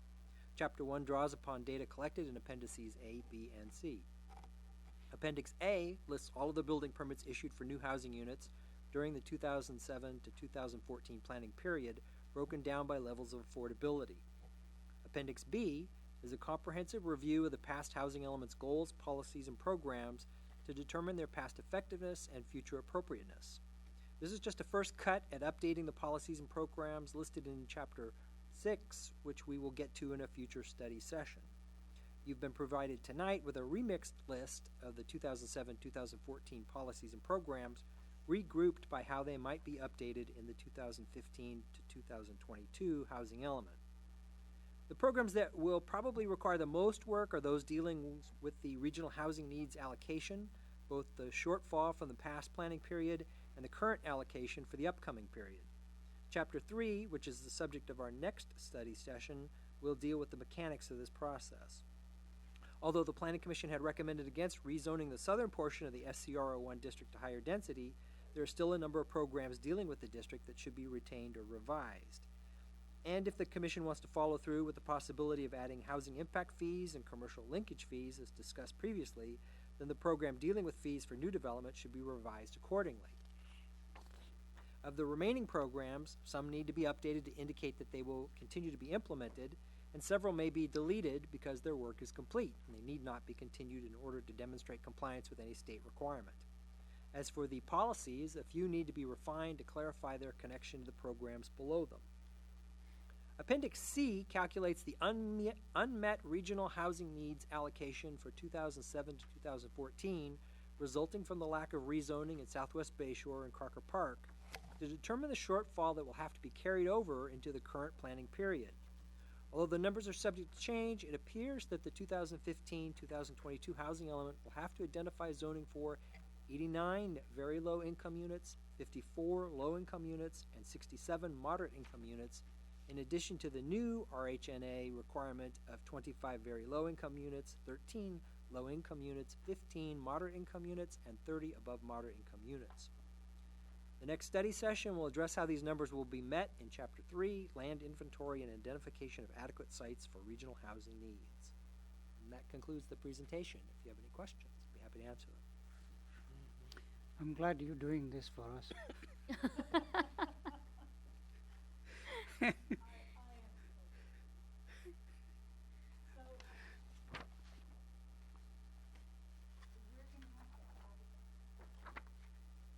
Sorry about that. So we're going to have to add in another additional amount to the 2014. So we had originally 400 and something units that we had to zone for. So what we will need to do is to add an additional number. Is that how it's going to spell out? That's correct. Although the allocation for this upcoming planning period is significantly less than what we were dealing with in the past one. Right. So it'll be about 500 units we're looking at. About there, And those will have to be, whatever are not infill will have to be form-based somewhere. Is that correct? The form-based codes somewhere, or can we use part of Bayshore? That is where I'm confused. What we had relied upon in the past housing element for most of that was rezoning in the Southwest Bayshore area and a portion of Crocker Park. And the Planning Commission, when you started looking in more depth at the Southwest Bayshore area, you kind of pushed that off the table. Right. So in this next study session, we'll be looking at, what are the possibilities elsewhere in the city, in particular Crocker Park, a larger area than was looked at before. And that's to meet the requirements basically for the very low, and probably a good percentage of the moderate income units.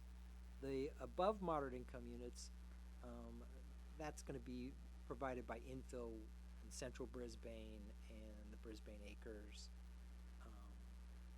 The Ridge will be pretty much built out by the time this planning period starts, if not completely finished.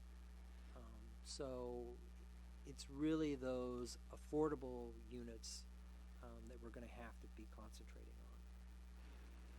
Did we ever get an answer to the question of, and these low and very low and moderate housing numbers cannot be part of a mixed-use scenario? My understanding is that the kind of default zoning that the state has agreed to accept for these affordable units, 50% of the units can be in a mixed-use project. Oh, okay. 50%. 50%. Because if we go forward with changing some of the zoning, and we had artist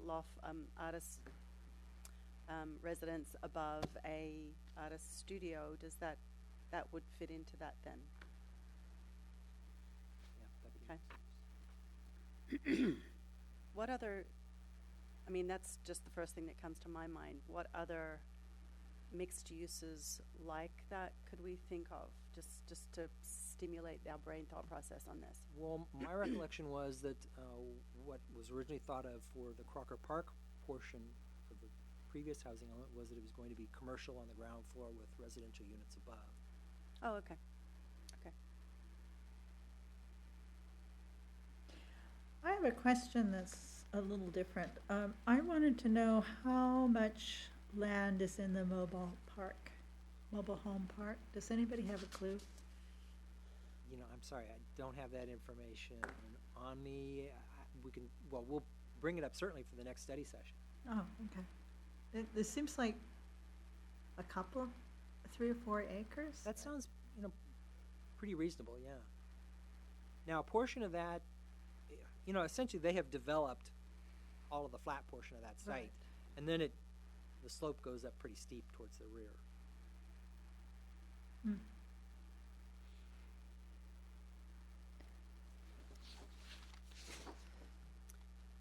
So if we were thinking out of slofts and residence and commercial on the bottom with residential above, were we thinking of any particular place at this point that might be viable? Well, what had been considered in the past housing element was the property behind the Brisbane Village Shopping Center. Mm-hmm. There's the vacant lot, then there's a warehouse at the corner of Valley and Bayshore. Mm. As you continue towards the west, there's a smaller office kind of warehouse building and then a smaller warehouse, light manufacturing building there on Park Place. So I think those were the properties that were originally looked at. In this upcoming study session, we'll probably be looking further around that area. And has anybody spoken with the property owners to get a feel for what they're thinking relative to this? We had discussed this with the owners of those basically 3 properties that I had mentioned. Any further expansion, it's going to depend upon where these numbers take us in our next study session to actually identify how many other sites we're talking about and then get those property owners involved. And the property owners that we did speak to, what was their reaction to this? Actually, one of the property owners was Teachers before the union, economy right? tanked. Wasn't it teachers union involved? Excuse me? One of the properties owned by some Teachers kind of union. teachers union. That's the vacant property. Yeah. Right. And they came and what happened to that? They decided not to do anything. Well, no? as I was saying, the economy tanked, and I think they were Yeah. holding back on anything. So they may be interested yet again. Yeah. If the city expresses an interest as well. And so the other property owners sort of had an interest as well? We weren't, Yeah. There wasn't any opposition that I recall. okay. I have a question about on H110. At the very last paragraph, it says, to increase the potential for affordable housing, the less steep portion of the ACRO1 district will be rezoned to higher density residential. I'm sorry, Caroline, what was that? I have a question about what that means. No, It's on H110. Thank And you. it's the bottom paragraph, in the middle of the paragraph, it says, after Appendix B, to increase the potential for affordable housing, the less steep portion of the SCRO1 district will be rezoned to high-density residential. Does everybody see it? Yeah, I see it. And also it says emergency shelter will be permitted use. Emergency shelter. And this would be not form-based, is that correct? So if you take a look, I hope your copy is in color. It's in color. That's in green. Yes. Green is the language of the old housing element that has yet to be updated. Oh, So the reason why this hasn't been updated is that it's in the next study session that we're actually going to try to figure out what changes we're going to be making. That So makes more I- sense. yeah, we'll come back and fix this once we figure it out. All right, I understand. Yeah, I'm sorry for that confusion. So the red ones are the one you making changes, The red ones are the ones that we have recommended changes to this point, yes. and the black green, ones, and the black ones are the one that. it's good to Okay. go. And the green will come back to, Okay. What about that VWR property that are we That's- gonna do? I mean, that's a perfect Right. place there. Love that Yes, spot. that's, you want SCRO district, there's nothing you can do there. that's another one we can discuss at the next study Yeah. session. I'm all for that. There's nothing we can do with SCRO, but we're just trying to play with the language here. Because there's no access there and it's so difficult to build anything there. That might as well be converted to open space or something. Because who's gonna build there? Well, you know, the Yeah. planning commission did approve a multi-unit project. Yeah, but it didn't go anywhere and it's never gonna go anywhere. There is still hope. It's too- And just so you know, the handout that I provided you tonight, I'm hoping that this will help you kind of focus when we get to chapter 6, which will be 2 study sessions at least away. This should kind of help you focus your attention on those particular policies and programs that really need some further thought, because that whole chapter is a list of all of the policies and programs in the housing element, and not all of those really need to be updated that much. But we've kind of highlighted and kind of organized by subject those that will need some further attention. Okay.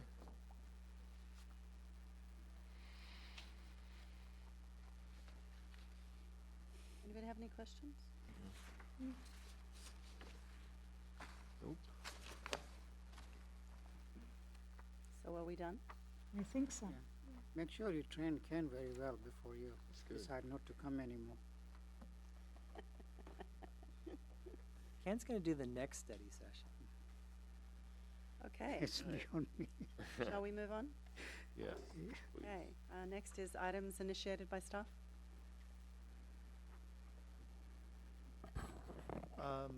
I don't have anything to add this evening. You've been very quiet tonight, John. Quiet. Okay, so, Ken? Nothing? Okay, so we'll move on to items initiated by the commission. Does anybody have anything they'd like to say? What I want to say is the last meeting I brought up that memo that I was talking about, the email that I got. It's I it's could on not- the agenda. I could not find that email again. And accidentally I deleted it or what. But That- the That is main- actually item 2. main emphasis was Oh, it's that in there. the It's item 2. okay, It's- we'll talk. have it. Don't worry, we're gonna talk about it.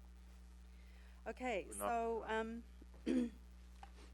I have a very brief overview that I wanted to, just go over our, you do that again? Regarding the, the Commissioners Academy. And I'd like for everybody who was in attendance to give their 2 cents worth of what they felt about it. From my perspective, and please take no offense, I expected to be bored. And I thought anything above boredom was going to be good. And realistically, we are being asked to fill in some reports and feedback for how that went. And there were certainly a couple of sessions that people were sleeping through, and rightfully so. But for the most part, the sessions that I attended, I thought were fantastic. I think they did an excellent job. I think it was money well spent by the city for us to attend. And I have to say, it was a bit of an eye-opener for me, some of the subjects. The quality of the presenters was extraordinary. And they're a fairly young group of people I wouldn't expect would want to be in local government or state government, and they were phenomenal. Very quickly, my second favorite thing I attended was called collaborative governance. And this was quite an eye-opener.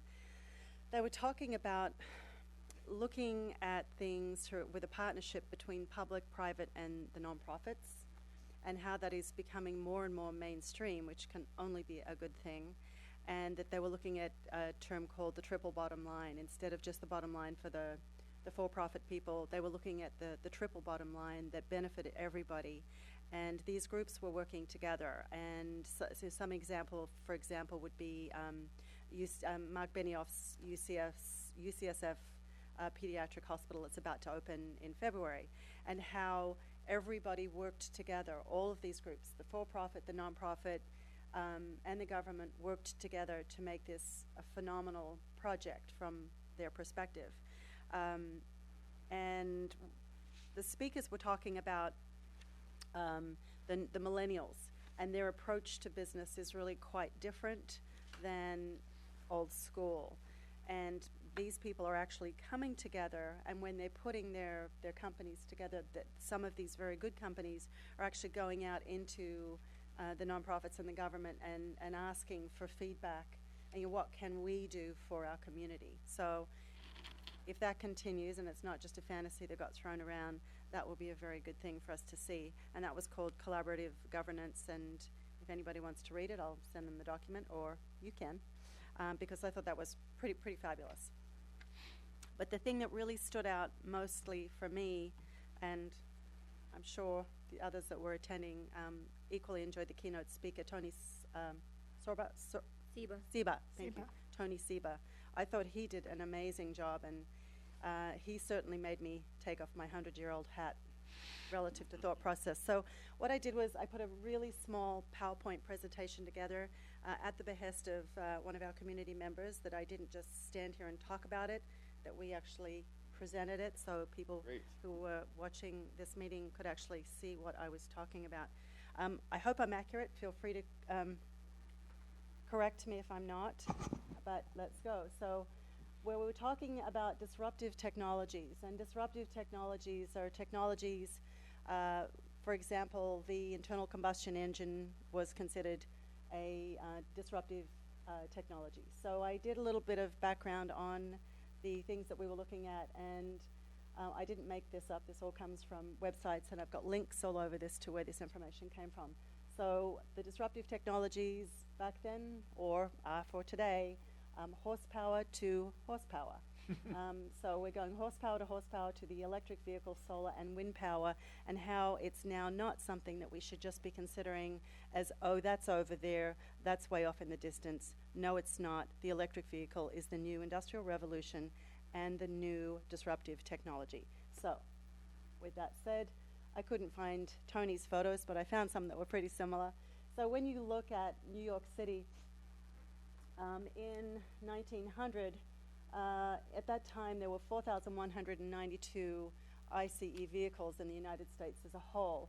And if you look at this photo of downtown New York, which is a photo very similar to the one that Tony showed in his presentation, you'll see it is all horses and carts, and yes, back there on the left-hand side, there is one motor vehicle.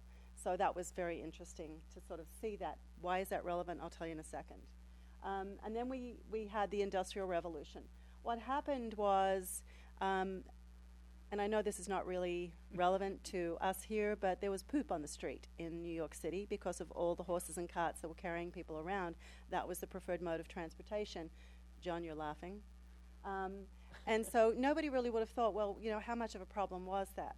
So in the 1900s, a group of planners from around the world convened in New York City to discuss this problem, because it was becoming really quite disgusting. If you can imagine the amount of people that are living there, and the horses, what that looked like in the summer, and of course then what that looked like in the winter. And I think it was 13,000 tons of cow manure, horse manure was left on the streets of New York City per day. So quite a problem, right? Anyway, they convened this planning excursion in New York City to try and figure out the problem. And after 3 days, they were so frustrated. These people all packed up and went home because they couldn't find a solution. And we already had the car on the road. Nobody thought it was going to be a commonplace vehicle.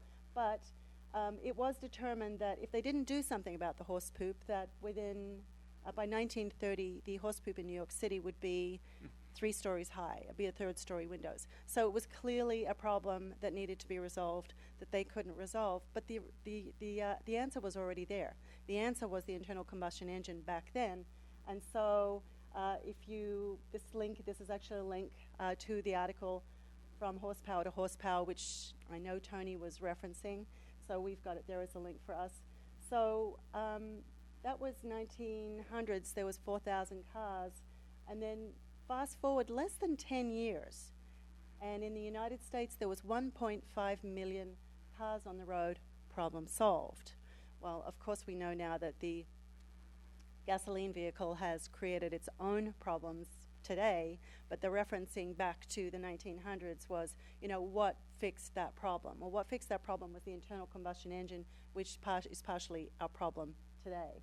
So then you look at 1980 in New York City, and where are the horses? Well, there's one over there, but look at the vehicles. So very clearly people were skeptical of this, internal combustion engine, that it was never going to become a reality. It wasn't going to become commonplace, when indeed it did in a very short time. So fast forward to today, because we don't need to go into the rest of that story that went on for an hour and a half. And we were talking about the electric vehicle. Well, I think for most people, the electric vehicle is still a very pie-in-the-sky idea. And I think there are so many people who still think solar and wind power is a very pie-in-the-sky idea. And, we cannot be thinking of putting these into our policies and procedures when we're looking at things moving forward, in our own general plan and our own policies in this city, when in fact that is exactly where we should be looking. Currently, there are Mitsubishi, Nissan, VW, Ford, Tesla, Chevy, Toyota, and Dodge in this space. All have electric vehicles today. Unfortunately, for the majority of them, they're way too expensive. Tesla's on-the-road vehicle is $150,000, $120,000, $110,000. It is predicted that the Tesla of today, the Tesla S, in less than 10 years will be a $40,000 vehicle. And we've got plenty of, regular $40,000 vehicles on the road today. So that kind of puts it in a much more affordable space. In 2014 alone, there are 13 new electric vehicles coming onto the marketplace. They're going to be sold everywhere around the world. This really floated my boat, especially in Brisbane. The driverless cars and shuttles, and people are probably thinking, yeah, right, the driverless car, right? So this car is a Navia, and they're currently using it in Singapore and Italy. That's where they're trialing this vehicle. So it is a driverless electric vehicle. You can't see it here, but I believe, correct me if I'm wrong, you guys, there are a given pathway that these vehicles drive on. It's like tracks that are not raised, they're electrical tracks. And they have predetermined stops, and every time they stop, there's a pad underneath the vehicle that recharges the motor. And they've had 0 accidents thus far. This vehicle has been out for many years now, and zero accidents with these driverless shuttles. So these things could run around all day, all night, could run around our industrial park, could maybe run up to Kings Road and back. I'm just kidding. Don't think they go up those big steep hills. But, it's a thought, and they're here, and they're really working, and they're not that expensive. So we really do need to be looking at that. Safety. The first thing that pops into people's mind about these driverless electric vehicles is, oh gosh, how safe are they? Well, the Google driverless car has done over 500,000 miles in the Bay Area since inception, and it has not caused an accident. It has been in one accident, and it was rear-ended by a human. So that's the only accident in 500,000 miles that the driverless vehicle has had in the Bay Area. So yeah, rear-ended by a human. Then you get onto the cost. The people that I've talked to who were not at this or haven't heard these technologies before, it's like, oh my gosh, the cost. If you're looking at this from home, you probably can't see this, but there is a link there to cheaper fuel, and all of this information is there for people to take a look at. Lifetime gasoline consumption and fuel costs for an electric vehicle is $5,200. For a gas-powered vehicle is a lot more, $18,000. And with a gas hybrid is $9,000. So just from the fuel cost savings alone, we really need to be looking at this technology. Costs continued. The benefits of having electric if we bring this in and we're thinking about it, less volatile fuel prices, less maintenance, driver performance. There are all kinds of technologies that are on these vehicles that sense the sensors where the other vehicles are, which would increase our highway capacity, because the cars would be able to predetermine where they should be, and we would utilize the freeways a lot more than we are right now. Another thing Tony Seba said is that it was going to fix our parking problems, which of course Commissioner Dave Reinhardt laughed, and the comment was he must be from LA. But I think he was laughing because we're in Brisbane. Right. So there's fewer emissions. I mean, there's no emissions from an EV car except for the small amount of emissions that comes from the electrics. And they are getting cheaper, although very expensive. All makers are slashing their prices as the technology becomes much more mainstream, and very, very quickly. So what Tony Seba was talking about is this is the next industrial revolution. It's the electric vehicles coupled with the solar and the wind power, and the prices are plummeting. They are plummeting at alarming rates. The Nissan Leaf, I think I have it, yes, last year was $35,000, this year is $28,000. And that is fairly typical of all of the electrical vehicles today, is how much these prices are coming down and how quickly they are. And as I said, Tesla is going to have a $40,000 car in the next 5 to 10 years. Minimal electrical emissions, I don't know anything about electrical emissions, so I won't talk about it. And of course, they use less oil. So as far as a disruptive technology, I think this could be very clearly packaged as a disruptive technology that is moving extremely fast. And if we really want to take a closer look at it, I think we're going to see it's a very viable thing for us to be looking at relative to our planning process. Solar and wind power. This is a very good example. In 1953, it cost $1,785 per watt to generate solar. 2012, it was $1.30 per watt, and by the end of 2015 and beyond, it'll be down to 70 cents per watt. So it is an extraordinary drop in the cost of producing these things as the manufacturing gets better and as they become more known. The source for this was cleantechnica.com, but it's all linked out there. So at the end of it, what Tony Seba said we all need to do is give ourselves a slap up the side of the face and take off our 100-year hat and put on a new hat and start thinking in a new way. That was it. Thank you. Great. Do you have anything to add? Do you have anything to add to that? Were you as excited about that presentation as I was? I was. Yeah. John? Yes, I was. Can I add some more to this? Go right ahead. Okay. There's another technology that has been looked at. It is called the maglev. The what? Maglev is called MAGLEV. Maglev. What it is what it is if you have the dedicated lane, you can have all the cars running on the embedded magnets, and that's being used for high-speed train right now. And there was a talk about that at I was on one of the committee at FHWA. There was talk about those dedicated lanes for those kind of vehicles. That was like 10 years ago, and nothing has been done, but that's something they were talking about. The other concern with the solar and wind and all other is there's a concept called entropy. There's this certain amount of heat and energy. So if you're going to take the energy from the solar, that has to be compensated by something. So we still don't know the end effects of on the human health, what's going to happen.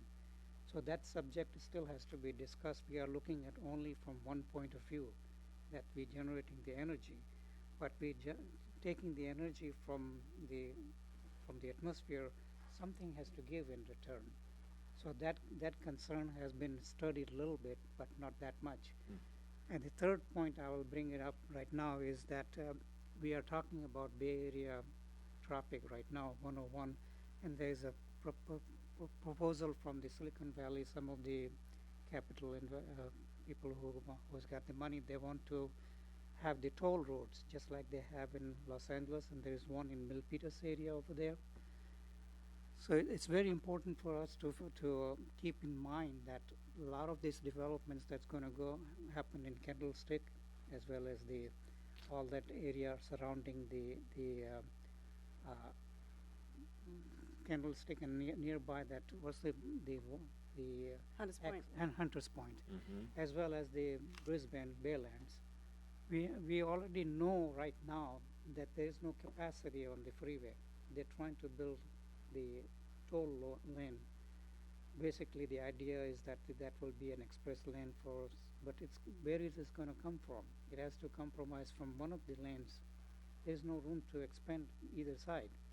So when we review the Baylands and other EIR, we have to keep in mind what's the situation right now in San Mateo, Santa Clara, and all those counties. They are screaming right now that there's so much traffic that there's 101 is like Right. stand still.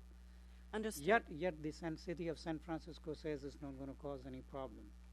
Understood, but I would really ask you to have a look at a couple of these links, Yeah. because those things have absolutely been looked at. And if we No, I'm- and if it's for sure that these things are working the way that they're being presented to the cities, that they are working, a lot of this could be resolved within the next 10 to 15 years just by adapting some of these new technologies. For example, if you've got a driverless vehicle, and I know there's probably 50% of the people who've never seen a presentation like this would go, I'm not getting in a car that doesn't have a driver. I mean, I kind of feel the same way myself because I haven't been in one. Art is running But if you have electric vehicles that are inexpensive to run, and when you think about it, the average vehicle sits idle and does nothing 90% of the time. So we've got all of these vehicles parked everywhere that aren't actually working. But if you had an app on your phone and you could tap the app on your phone and an electric vehicle would come and pick you up and take you to the store and back, that changes this whole conversation at a very different, dramatical way. And that is available right now. And they're not And- driverless, but you can tap an app and somebody will come pick you up. But all this, if you look at some of these links, if you'd been there, Yeah. you would have seen why this looked so fascinating and doable. It's not just definitely. pie in the sky. It's happening, Yeah. and it's It's really just like drones also. Like drones will Yes. really reduce the. Mentioned drones too. So Yeah, mentioned drones. yeah. It I mean, can you imagine all these trucks that UPS and all that? How much pollution they generate? The old style trucks is still. So if you have drones technology in place, but it will have different sets of problems in terms of maneuvering the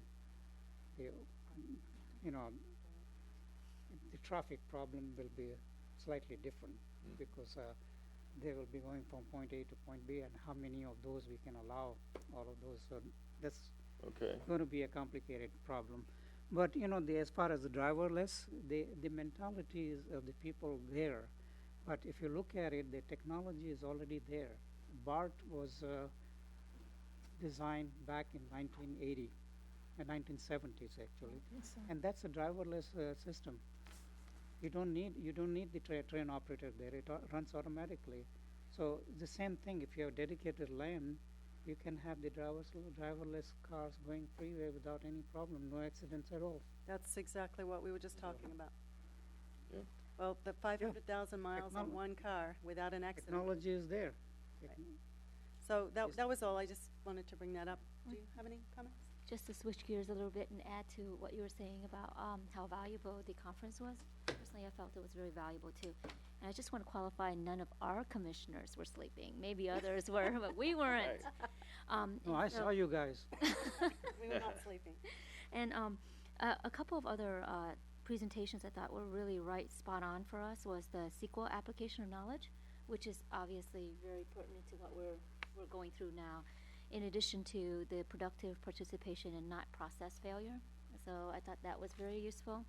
And also the civic engagement. So all in all, every presentation that I was a part of, I thought it was very useful, and I would highly recommend that we keep that up, that ongoing training up for all of us. Okay. So, moving on. Item 2, I would like to talk about the Planning Commission schedule moving forward. I don't know that it's of much use to any of us to talk about history, but I think we should talk about how best to use our time moving forward. So, anybody want to start that conversation, Carolyn? Nope? No. Ben? I'll chime in. Go ahead. Why don't you start though? Oh, Because no. I'm not quite sure where If you your, want, I what your can- frame is. Oh, okay. I can start. All right. Let's move forward, not backwards. Okay, the backward was, No, I don't wanna talk backwards. we No canceled point. so many meetings, and that was the main concern. But the point I will make is that we should have the meetings, but we don't have to have a meetings where there's nothing on the agenda, right? That will be not fruitful for anybody. I mean, why we meet when we don't have substantial agenda to discuss? We don't want to generate something that's just to have the meeting.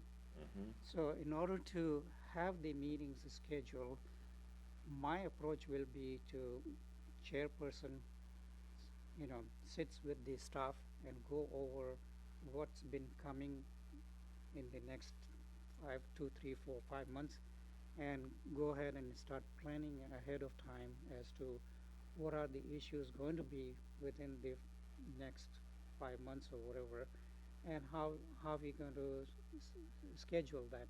So that way we will have a fairly good idea that, okay, next 5 months we will have 6 meetings and we will do this, And I think that we can do the forecasting very easily with the help of the staff. I mean, they know their workload as to what's coming and what's not coming. As far as the filling in the rest of the time when there is no item to be discussed, one of the recommendations was made that we should discuss a general topic, like, for example, the policies that we have currently. Just go over those policies, even though they don't reach the revision at this point, but at least look at it and understand it and see if there is a need for revising it in future. So that way we are kind of proactive rather than reactive to this. And case in point was that 8 Thomas Avenue crossing, the particular project there. That particular, the policy that particular ordinance need to be looked at it very carefully, and those type of things we can weed it out and see if we can discuss that, and also the ways to reduce the number of policies if they not have really necessary or could be eliminated. So those type of creative agenda can be created with the help of the staff and the chairperson, and also the other planning commissioners. I will be How happy. would you plan identifying one of the largest general plans for a small city in history, identifying what you want to discuss? Well, what we have to do is we have to figure it out in terms of, and I think the staff will have to cooperate with this, is to compare our plan with the others and see where we are going too much extreme on one where has 10 policies where it can be done with one. But my question is, okay, so what cities would we compare ourselves to? The cities of a similar sizes and similar concerns, like Half Moon Bay, for example, is one of them comes to mind, or there might be other cities around that are similar size or similar topography. Then also we don't have to limit it ourselves to the Bay Area. Southern California has some cities also that, and I think that's what Bill Prince was trying to do at one point, and then he gave up because the whole idea was you'd have 500 policies in a city that has 4,000 population or less, which is quite a bit. So you've identified a couple of cities that we could look at. Who would do that? Who would? We sit had down to and- put it on the agenda. No. Let me finish my question. Who would be the person who goes through somebody else's general plan and figures that this looks like a great idea, we should put it on our agenda for discussion? Yeah.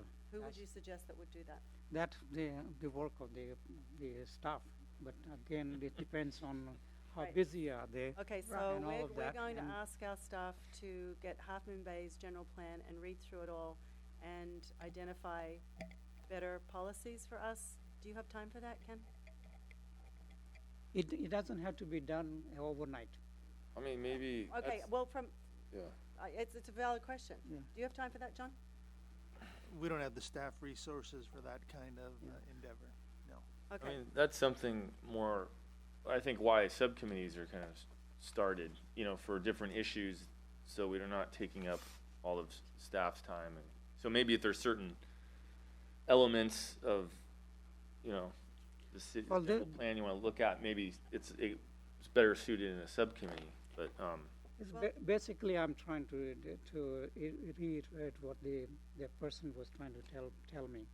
Okay. And Well, the from my idea is that there is so perspective- much to do, and we are not doing it, and we are not meeting. So Well, okay, so I feel that we're not gonna be canceling meetings moving forward because I see this huge document what's it called called? DEIR, I believe, that we might be working on.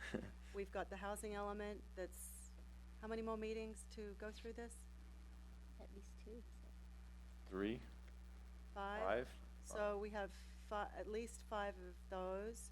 The draft DIR is probably going to be floating around for how long? That'll be a number of meetings, but later, that will not be until later in the year, the Yeah. calendar year. But we're gonna be looking at the, there's other things too. Sorry, Colin? No? But the general concern is the public saying, hey, there's gaps in your schedule, right? And they want us to fill it lots with of something. gaps, yes, sir. So, I mean, you know, I think we do a pretty good job. We have issues that come up and we deal with them. I think if they're, I mean, personally, I would like to see, if we're going to spend time filling those gaps, I would like the community to be more involved because look at the empty room. So, if maybe we want to, you know, have them send in issues they want us to deal with, you know, accumulate them so where it warrants having a full meeting where we don't have one, and then they can come down and we can interact and deal with those issues. Yeah, But to just generally say, oh, you're canceling meetings, I mean, city staff, in my opinion, is very efficient, and we need to be, and very thorough. So, I encourage the public to send in issues and maybe gather them, and then we can create an agenda with the public involved. well, that's a good approach too. Let's see what the public wants us See to if they can identify anything that maybe we can discuss as a planning commission. Yeah, because I'd be happy to do that. It's, you know, that would be great.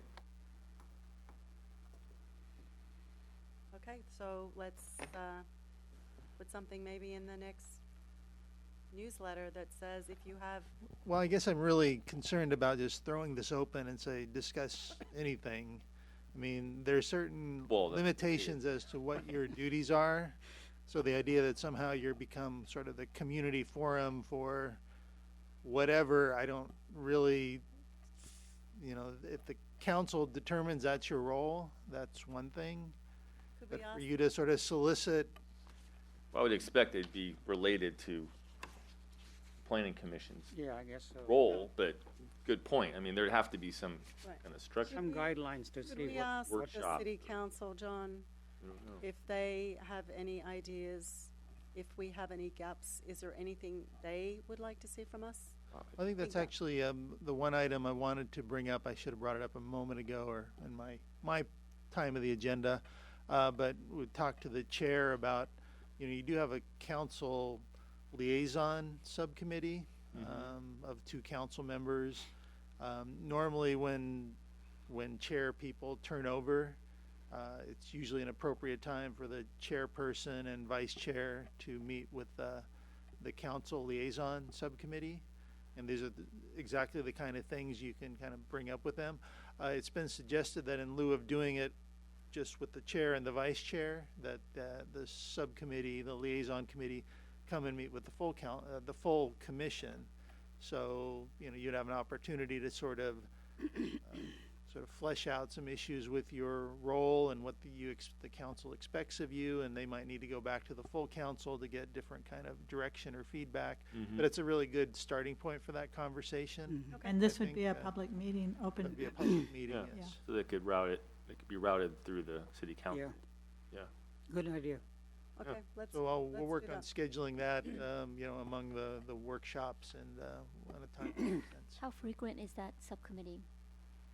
No, they only meet, Once? they're a liaison committee that meets with, normally they only meet once a year typically with the chair and the vice chair. It's not an ongoing, you know, not an ongoing relationship. They don't meet frequently. That's the experience. And At one point, they decided they were doing it and then they stopped. yeah, I think again, part of it becomes workload and who's involved and, but yeah, the current, liaison committee members have expressed the desire to meet with the commission as a whole in an open session.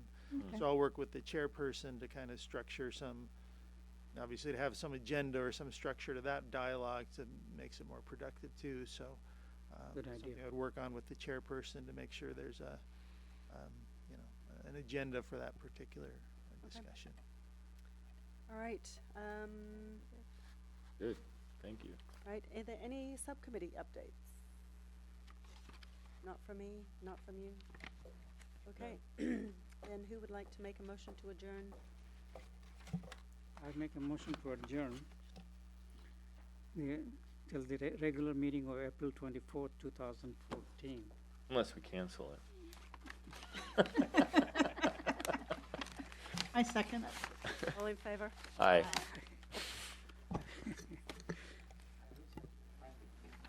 What happens if we're going back?